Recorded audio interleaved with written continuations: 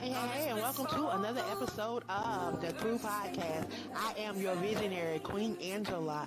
And if you are a diva that's looking to amplify your voice and you're looking for a home, we have space for you.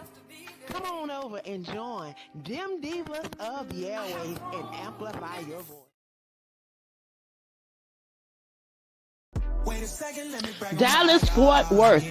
AALAC, the Chasing Your Dream Book Tour and Expo is coming to your area. Mark your calendars, May 18th, 11 a.m. to 3 p.m. Central Standard Time. We have some amazing authors, some amazing business owners that's going to be sharing about their brand. We have some workshop facilitators that's going to be coming out. They're going to be teaching on branding, marketing, and networking.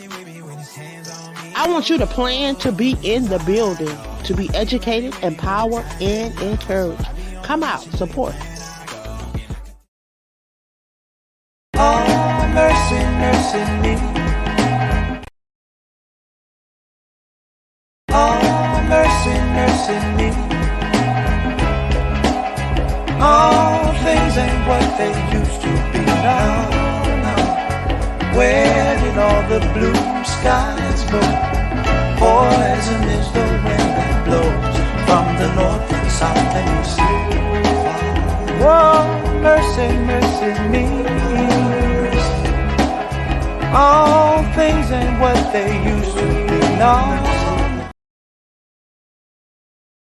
Aspiring Authors Magazine is a founding sponsor for Da Crew Podcast. Get featured inside the magazine and allow your voice to be heard around the world. Aspiring Authors Magazine is an international magazine founded in May of 2020 by Queen Angela. Get featured.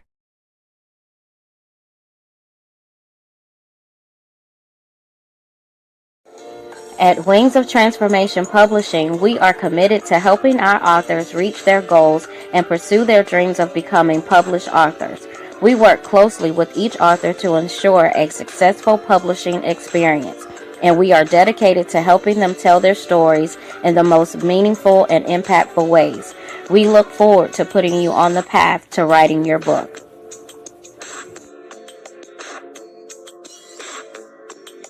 Because I'm back. Welcome to the SC Book Gal and Friends Chat. We're going to be talking about the latest in book reviews, author interviews, and life. Come on in and join us. We're ready. Are you? I know you like that. How long you been back, man? I see the girls in the club, they're getting wild for me.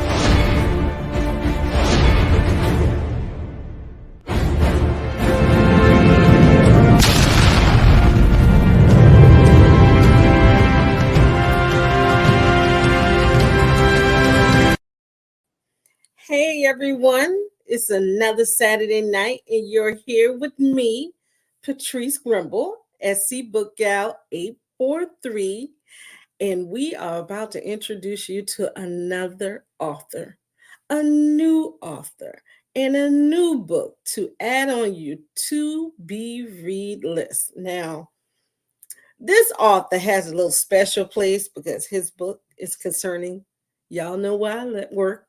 Well, you could say live too, because I live as much time as I work there. Yeah. So his book is about the library, you guys. So y'all think I'm really kidding when I tell y'all some crazy stuff be happening at the library? It sure does, okay? So I have an author by the name of Mr. Smith, Shine Smith, and he has this book that's called Whole Circulation, okay? This is the third of his series, and he is here to chit-chat with us tonight. Now, I'm going to give you guys a heads up. We've been having a lot of technical difficulties right now, okay? So you might see the author come in and out, and again, I apologize for that, but you do not want to miss out. So, everyone, welcome SC Book Gals and Friends. Mr. Smith. Come on out, Mrs. Smith. There is that beautiful Greetings. book of yours. Oh my God, it has the old sheets that we used to use back in the day with the stamp. Oh, I feel old. So, how are you tonight?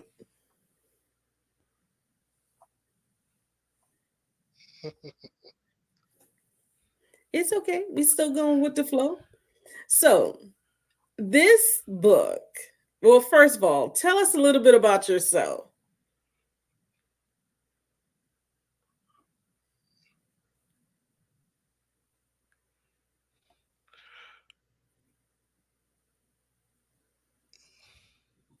Are you having, can you hear me?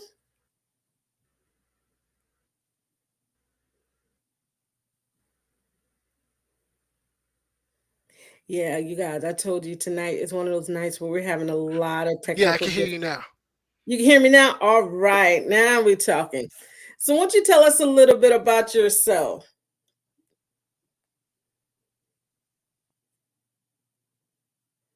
And then he goes again. Well, I apologize, you guys, okay? The title of his book is called Whole Circulation. It's a call numbers novel. And this is the third book, and it's called Trial and Redemption, okay? So I'm going to tell y'all a little bit about this book, okay? Robin Walker's is at a crossroad in 1994, and he has been suspended from his partial time clerical position at the 58th Street Branch Library. His co workers are overburdened, even with visiting clerks from other libraries. Still mourning the loss of his grandfather, Robin also pines with his former girlfriend and the niece of his superior, Sonia. So meanwhile, the library page Tanya attempts to reconcile with her cheating boyfriend Andrew. I told y'all some things be happening at the library, okay? And then there is Angie. Now she's the information assistant, okay? And she's given a cold shoulder by Hayward after they broke up. So now the 58th Street page Janelle is due to give birth and to go on maternity leave while her parents are feuding. So look like you got a lot of stuff going on in that book, Mr. Smith, huh? Yes, I do. Yes, I do. And it's very relatable to a lot of my readers. They can really relate to all the characters in the story. It's pretty much, you know, like real life. Yes, yes. So before we go any further, tell us a little bit about yourself. Okay, I've been self published since 2019. I've done three book series, and I'm working on my first non-regular standalone novel now that's due out in November. Um, I've won a few awards for my second book, and it's been a journey so far. I'm still learning how to do things here and there, But the fact that you step out and you actually but did it, every experience, just trains me to be a better writer. yes, yes, yes. You actually did it. You did the self-publishing, and I knew that was hard. But the fact that you did it and you stick to it, I applaud you. And then on top of that, you got some awards too. Double applause. So now this these characters, they got some things going on. Tell us a little bit about Robin. Because it seems like everything is like a little bit like he's one of the centralized one.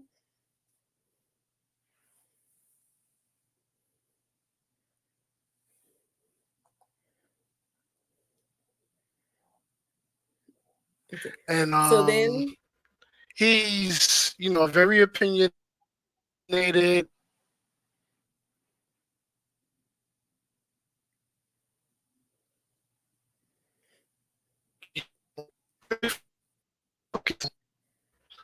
being best library clerk. school while like going to college to eventually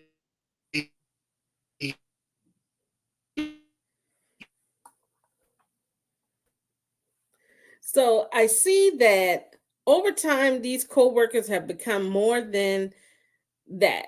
Joy, anger, love, and pain are all etched through this whole novel. And some people have to make some choices to renew their life decisions or reserve to a new path. Um, he used little bits of library lingo in his synopsis. So, like the last line of his synopsis says, and with their due dates fast approaching, one thing becomes clear that everybody wants to have a happy ending. Due dates are what we use in library lingo to tell you when to bring your book back. Okay. You guys, I apologize for the technical difficulties, but I did ask him some questions. So I'm going to take a moment and find the questions that I asked him. Because we do talk. I do talk to these authors and I try to get a nice rapport with them to actually help you guys get their work and for them to promote their work. Okay. So I did ask them, I said, how many books have you written and which was your favorite? So Mr. Smith said he wrote 4 books so far. The latest one right now is called Hold, the one that we're talking about tonight. And he says he really doesn't have a favorite. He said all his works he loved equally, but has a special place in his heart for his first novel. And I guess he would have that place, you guys, because guess what? It's his first baby. Okay. I also asked him, I said, at what point do you think someone should call themselves a writer? You could call yourself a writer the moment you start writing. It doesn't matter if it's a short story, an article, or even blog entries. So I guess when you put the paper to the pen, Mr. Smith said he feels that you're already a writer. Okay. This question I love to ask all my authors, especially those that are very fairly new to the game. I said, what advice would you give to someone working on their first book? I think his was great. He said, focus on what you can. And if you get stuck, you do your research. Writing a book is actually the easy part, but there are some other aspects that are hard. And if you're planning to self-publish, learn the process. If you're trying to do traditionally get published, research literary agents can plan to help you with your inquiry. Both are a serious challenge. And that I really think with first authors is the biggest challenge. It is that to go with a publishing house or do it on your own. Now, I've seen people do it on their own and knock it out the park. I've seen people use a publishing company and the book goes dead. I think one of the things that a lot of first time authors forget to do is to market themselves. They do not market their book. They feel book is written, everybody can buy it. Everybody can't buy the book if they don't know nothing about the book. So here's a little tip. Market your book. Okay? There is always someone who has never heard about your book. So always keep a copy of your book with you. When you get a chance, you talk to someone about your book. Anytime you get any type of chance, you throw your book in there. You are your book's advocate. You are your book's cheerleader. Okay? Now, while we're still trying to get him back, you guys, but I'm still going to share his interview. He says, I asked him, I said, what is the hardest scene to write and why? He said, there was a scene in his second book that was very difficult because it parallels what happened in real life. And that was the death of one of his MC's character. It was very emotional, and I had to step away for a few weeks after writing it. Now, I love that. When I feel an author has put in all their emotion into the book, That's the type of book I'm gonna put on my shelf because something about, for me, the hunger of a new author is timeless. Some authors, and I won't even say there's one in particular, some authors get so into themselves that their book doesn't have that hunger like it had with their first book. They feel that I already been in this game. I really don't have to put all I in. My work speaks for itself. But you know what? If you can give me that same hunger you have for your book, your in your latest book, you will have a reader for me in life. I may not even read your book, but I'll promote your book like I read it yesterday. Okay. So I guess keeping that hunger alive for the book is a big thing for me as somebody who lives and breathes in this literary world. Okay. I asked him, I said, how do you describe your book's ideal reader? He said, I never know how to answer that question. I don't write with a specific reader in mind. I just feel whoever wants to read a unique story, hopefully they'll stay with that and give my book a try. I like that answer. Not really having a target audience, especially with a fiction novel. I like that. It leaves it open to anybody and everybody. Now, a lot of authors can really not answer this question, so I'm going to give it a try. I asked them, what do the words literary success mean to you? And how do you picture it? So you guys, we're going to take a break real quick, and I'm going to come back and I'm going to answer that question for you.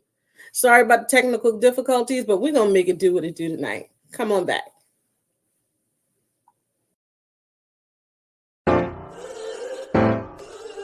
K-Classic. Oh.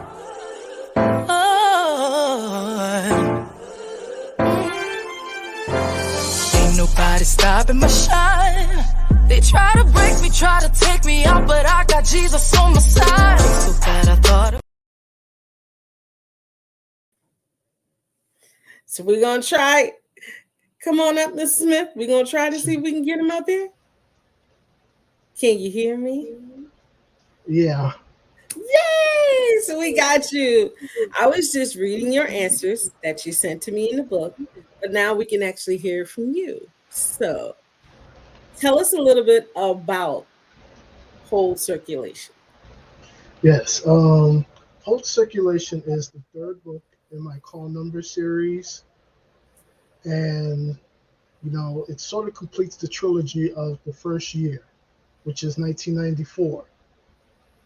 I intend to come back, eventually and continue the story as, it goes on into the next year, 1995, with a couple like new arrivals that at that library branch that, surrounds the story at.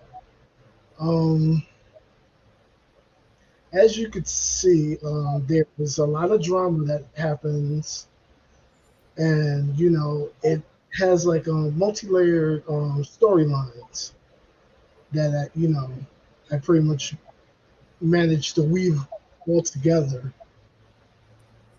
And it kind of reminds me of a TV show, kind of like The West Wing or The Office, when there's all these unique characters and their storylines. When I was reading your synopsis, I got the feel of Greg's Anatomy. Oh, I'm okay. like, all of this is happening in this one library, and I'm like, that poor manager, like, you got to deal with all of this going on. Yes. So, I mean, why the setting of a library? Like, what made that your focal point? I feel that it was like a story that was never told before. There have been some novels that take place in a library, but they never really explored the daily runnings that happens behind the scenes. I feel like this is definitely one of the first that I've read or seen So I figured, right, try to be unique and original with that. And you were. And people don't understand that this stuff does happen at a library. Yes, it does. 19 years of working at some when I was reading, I was like, yeah, I know that situation there. Hmm. Yeah, I know that situation there. Yeah, I heard that one. So it really stepped very close to home because Right. It was relatable, yeah, right? so Yeah. many people they feel okay, especially my family. Okay, Mm. my cousins have to say nobody wants to work at that boring library, and I'm like, I just wish it was boring. Well, today was boring, but normally it is not like that. Right. So these characters, I don't know if you could tell us, but are they patrons that you've seen in your library or individuals that you know?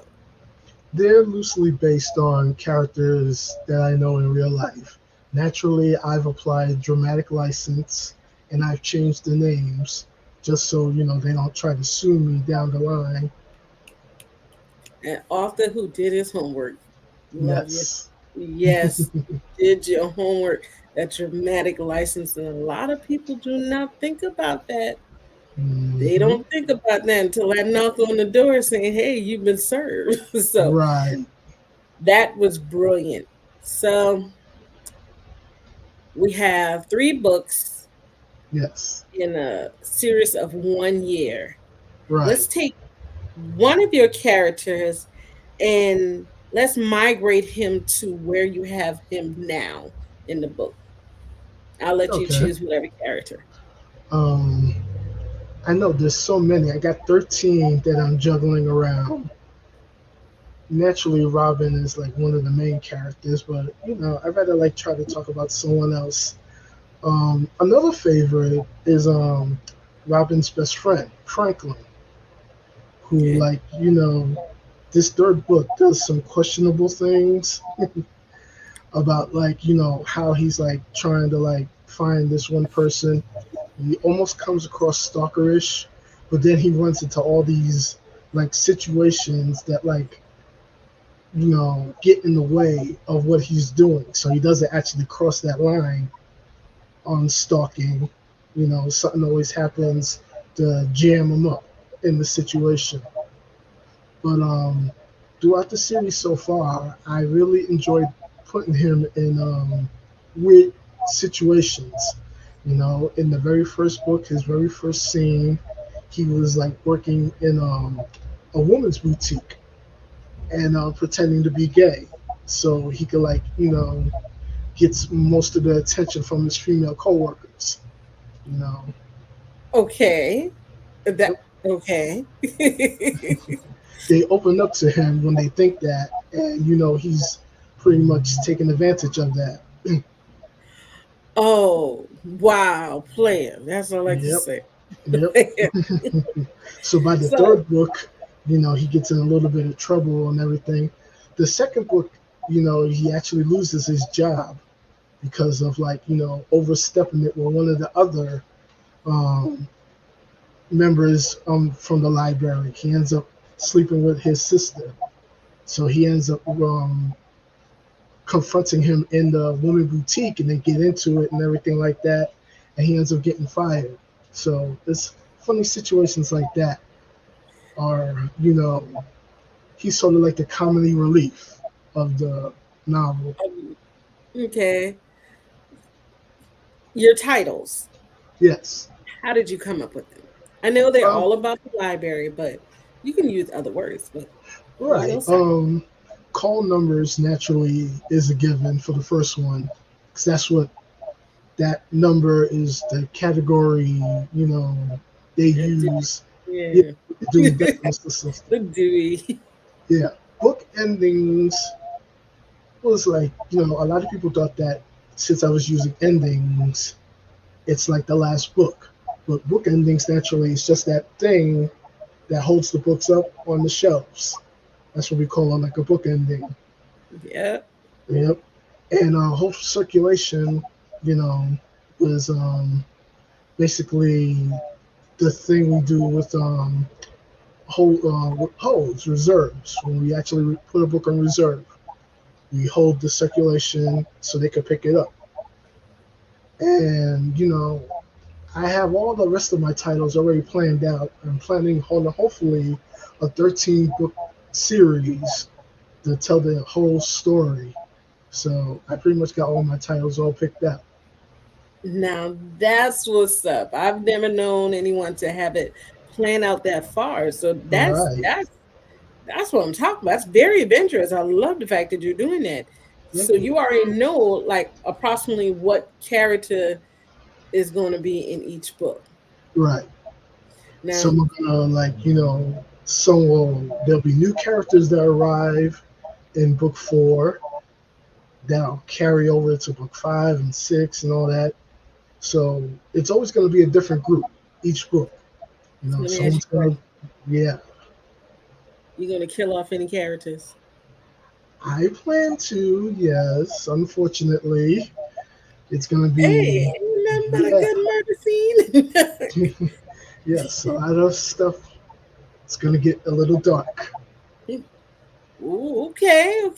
Yep. So, where do you see your career as an author going? Um, Or where I'm would not, you like it to go? I know.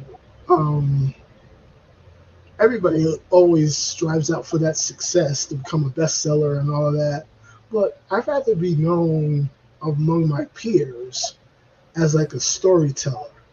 I like to hopefully be remembered when they talk about, Centel Smith, be like, he wrote some very interesting books. And, a lot of the readers will like enjoy his books if they give him a chance. Because I don't, even though I'm writing about libraries now, I don't want to be remembered just as the library guy. I want to like branch out and do other different like novels and like standalones of other different situations. I want to like dabble into like crime fiction. I want to do fantasy. I want to do a little bit of romance and supernatural stories. Definitely mix it up. I don't want to be just pigeonholed in one topic. And I like that an author that is willing to step out of their comfort zone to Yes. gain new readers and to not be placed in this box of this is just you and this is all that you write. I like Right. that because you Right. never Like I know. said, don't want to be known as the library guy.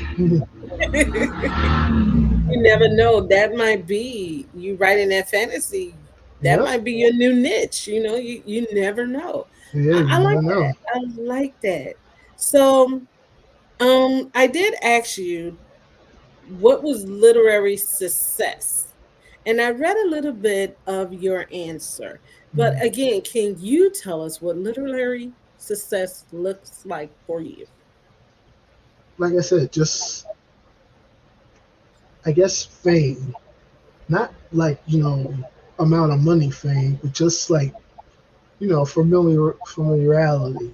Just to be known on the tips of the tongues of most of the people out there, especially other authors. Okay. You Okay. know, Are you still at a library now, or Unfortunately, no. This is all based on stuff that happened. Like I said, back in 1994, I actually worked for the library from 1993 all the way to 1997. So, okay? like Okay. I've got 4 or 5 years under my belt, but I'm not there anymore. But I got plenty of stories to tell. Yo, tell me about it. Like, I'm telling you, I tell people all the time, my job is not boring. I've been working at a Right. library for 19 years. Wow, that is It is amazing. always something that makes you scratch your head, be like, what the devil? Right. But, You but, never know but when you wake up and what you see, you know, on the yes, job. And so many different people have like this low opinion that all you do all day is just read. And I'm like, no, it's not like not even close. Not even close. I have a Mm, lot of people think that. They say, all you do is sit behind a desk and read. mm. If only they Well, really yeah, knew. if they only knew. I'm back there doing programming, checking out books, summer reading, webinar. Hmm. I just gave myself a whole headache. That's all I got to do on Monday. So, Right. And I plan to share more stories and everything like that of what really goes on behind the scenes. Like you said, coming up for programs and events and everything, that takes a lot of hard work. A lot of budgeting, a lot of contacts and everything like that. yes, We just don't, snap our fingers and these people just show up. yes. Oh my. Just a tig or somebody understands my plight. Nobody understands. So, I guess my next question should be if you. Oh, well, I already did a break. So let me tell you another thing about my show. Okay. We do fun questions, and these questions I never send to my authors. And reason being because I'm a big person. I love music and I love television. Okay. Hmm. And pop culture is very big. And in the literary world, you will see them use pop culture icons to fit their characters. So, with Robin, who would he be if he was, let's just say, a comedian? Let's go that route. If he was a comedian, who would he be? Oh, okay. That's a good question. And right off the top of my head, the only person I could think of that kind of relates to Robin in his way, his personality, and all that is the late comedian Mitch Hedberg. Ever heard of him? Never heard of him. Really? I Yeah, know he was. I know he didn't last that long because like Robin Harris, that song Robin's namesake. He passed away real early in the game before he was noticed. okay. Robin Harris, has those memorable roles from House Party and Harlem Nights. Baby's kids, right? Yeah, you're right, exactly. Yeah. Okay, So okay. Mitch Hedberg is right up there with Robin Harris as a comedian that was up and coming at the time, but really didn't get his shine. Okay. So now you're gonna make me do some research and figure out who Okay. he is. That's all good. So what about Angie? Her character, if she was, I love R&B. So if Hmm. she was an R&B artist, who would Angie be? Okay. If Angie was an R&B artist, I would think, well, her personality, she would be, I would like to say, probably a Aaliyah. You got Aaliyah? Because of her attitude, I was thinking like Lauren Hill. Hmm.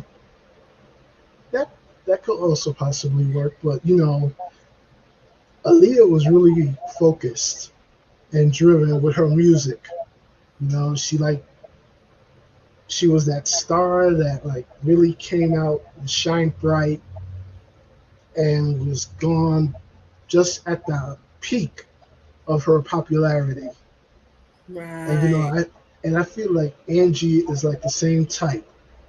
She's trying to bring out the potential and show the best of her people because she has a lot to prove, being a Native American woman.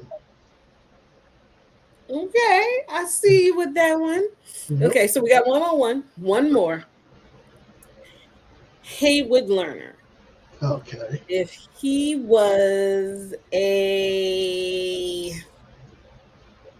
rapper, who would he be? Okay. Well, off the top of my head, I guess I would probably have. I guess Haywood would probably be like Eminem. As a white guy trying to prove himself in a normally black dominated industry. Oh, I I can kind of see that. Yeah. I can see that. Once again, like Angie, he's trying to prove himself, come up with like new ideas and new programs that, his boss will approve of. And, he always has like these hiccups that happen to him that like, set him back a bit, but he still applies himself and is determined, you know, to have the library run a certain way. That may or may not, align with his head librarian same values. He's very conservative. Okay, I can really see that. Yeah. So, we coming to a close. I'm gonna bring you back because this Okay. technical difficulty didn't serve you justice. I know. But I know. it's not you, it's the stupid internet. We're gonna blame it on the internet. But in the meantime, tell us how we can follow you, we can get your books. Just tell us how we can connect to you. Okay. I'm very active on Twitter. I'm still active on Facebook, where you found me and everything like that. And I'm also semi-active on Tumblr. I don't think I gave you my Tumblr, but I have my Instagram, and all my other links are also available on Facebook or Twitter. That's like the best way to get in contact with me. My books are on Amazon. They're also on Barnes and Noble and other different independent book websites.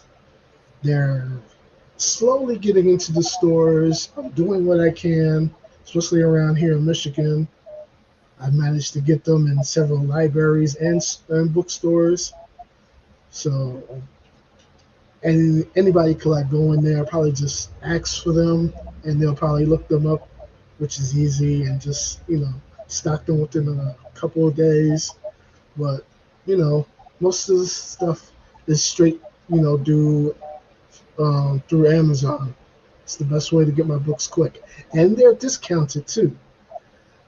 Sometimes I try to like pick them up myself so I can sell them directly on my website, but I can't get them all the time, and the prices just start dipping down a little bit. So, get them while they're cheaper. So y'all heard it. He said they're on sale. Get them now. So we appreciate you being with us tonight. And like I said, I'm gonna bring you back. Thank Okay. you. And so which book we're gonna talk about? We're gonna talk about whole circulation, or which book we're gonna dissect, because you already got me hooked. And me working at a library, I just want to be like, you know what? I can see them doing that. So let's go ahead and let's decide which book we're going to chat about. And we can do like a little book discussion with everybody. Right. We could do book 3 for now, but I do have my next book is coming out in November this year, Okay. and that's like I said, that's a standalone. That has nothing to do with the library or nothing like that, and it's a little more modern. It takes place in 2013 rather than 1990 something. It's Okay. a it's an interesting, kind of romantic, kind of suspenseful thriller type book about relationships, and it's pretty much singling around this couple that's in the story. They used to be big, but they've lost a lot of weight in separate different ways, and now they pretty much turn heads everywhere they go, but they still have the insecurities of when they were bigger, and they still deal with like some emotional hangups and issues. Okay. So, but you're gonna have to keep us posted when that Right. one drop. But again, I thank you for being with me tonight, Mr. Smith. No And time. we're gonna grab whole circulation and we're gonna start reading. Hmm. You guys, thank you for joining us another Saturday night. A new author, another book to add to your to be read list. So remember, you can always catch a replay by going on YouTube. All of our U42s, we have a lineup of stations where you can catch the replay. I am going to attach this along with his answers to my questions to scbookgaltandfriends.com. It'll be up, I want to say, on Monday. You can go back there and catch the replay.